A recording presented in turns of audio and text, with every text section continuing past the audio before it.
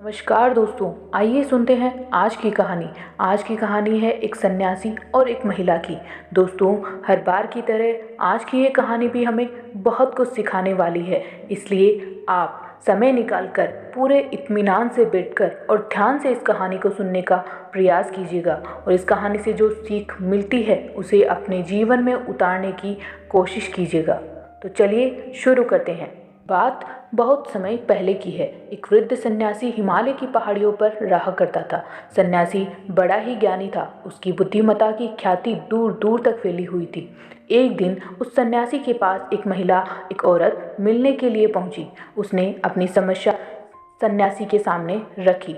उसने कहा, बाबा, मेरा पति मुझसे बहुत प्रेम करता था, लेकिन जब से वो युद्ध से लौटकर आया है वो मुझसे ठीक से बात भी नहीं करता। ऐसा क्या हुआ है, मुझे कुछ समझ नहीं आ रहा। आप मेरी समस्या का समाधान कीजिए। सन्यासी महिला से बोला कि युद्ध का परिणाम ऐसा ही होता है।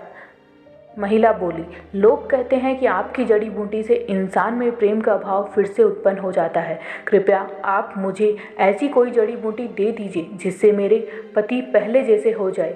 सन्यासी ने कुछ देर महिला की बातों पर विचार किया और उसके बाद कहा, देवी, मैं आपको जड़ी बूटी तो दे देता, लेकिन उस जड़ी बूटी को बनाने के लिए एक ऐसी चीज़ चाहिए जो मेरे पास नहीं है और उसके बिना ये जड़ी बूटी अधूरी है। महिला ने उस सन्यासी से कहा, बाबा, आपको ऐसा क्या चाहिए, मुझे बताइए, मैं ला कर दूंगी।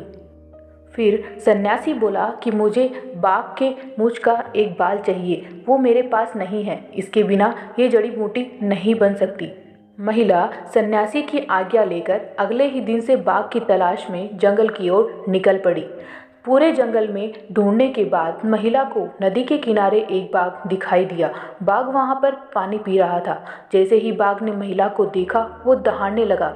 महिला बाघ की दहाड़ से सहम गई और वो अचानक डरकर अपने घर की ओर लौट गई।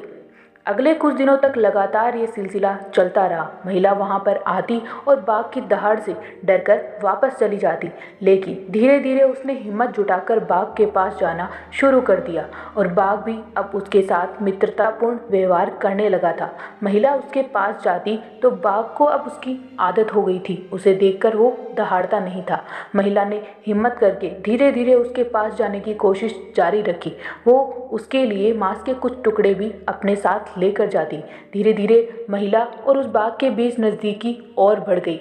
महिला उस बाघ को थपथपाने लगी, उसके पास जाने लगी। अचानक एक दिन मौका देखकर महिला ने उस बाघ की मूंछों में से एक बाल निकाल ही लिया।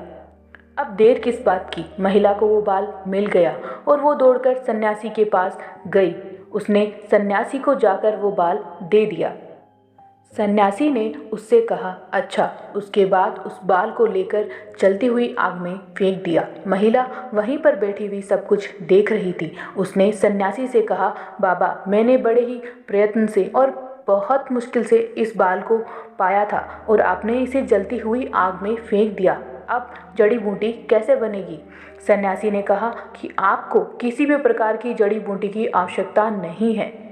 आपने अपने धैर्य और प्रेम से बाघ जैसे क्रूर जानवर को अपने वश में कर लिया, तो आपका पति तो इंसान है। आप कोशिश कीजिए और धैर्य रखिए। कुछ ही दिनों में आपके पति पहले जैसे हो जाएंगे, जैसा आप चाहती हैं। सन्यासी ने कहा, धैर्य और प्रेम ऐसे दो हथियार हैं जिनसे जीवन में हर संभव काम किया जा सकता है। जिस चीज़ को हम शिद्दत से चाहते हैं उसे पाने के लिए हमें धैर्य और प्रेम के इन दोनों हथियारों की बहुत ज़रूरत पड़ती है। सन्यासी ने उससे कहा, जिस इंसान के पास ये दो हथियार होते हैं वो जीवन में हर असंभव काम को भी संभव कर सकता है।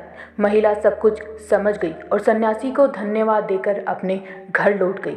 कुछ ही दिनों में उसके प्रयास से उसके पति पहले जैसे हो गए। दोनों एक साथ बहुत खुश रहने लगे।